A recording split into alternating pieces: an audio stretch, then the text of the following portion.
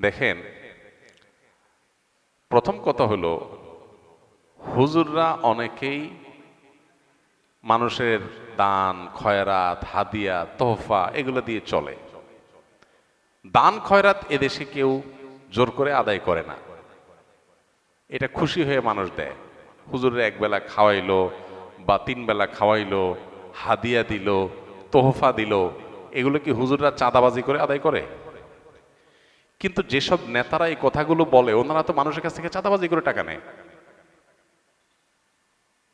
রাজনৈতিক নেতারা, আমি সবাইকে ঢালাওভাবে বলছি না, রাজনীতি করতে গিয়ে নেতা হতে গিয়ে মানুষের কাছ থেকে চাঁদাবাজি করে টাকা নেওয়ার কালচারে যারা অভ্যস্ত, বা যেই সোসাইটিতে সেরকম কালচার পলিটিশিয়ানদের মধ্যে অনেকের মধ্যে আছে, বিভিন্ন দলে আছে, সব দলেই কম বেশি আছে, এই কালচারে যারা ডুবে আছে, তারা যদি আলেম সমাজকে বলে 500 টাকা 1000 টাকা মানুষ আল্লাহর রাস্তায় দিলে খায়, তাহলে এটা হলো চালনি সুইকে যে বলে তোমার পেছনে ছিদ্র আছে, ওইরকম।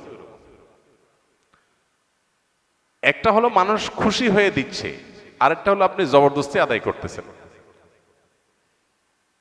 জবরদস্তি আদায় করে চাঁদাবাজি চলা কালচারের মধ্যে ডুবে থাকা একটা মানুষ যদি আলেম ওলামাদেরকে এ ধরনের কথা বলে, সেটা হলো সবচেয়ে লজ্জাজনক অধ্যায়, সবচেয়ে দুঃখজনক অধ্যায়।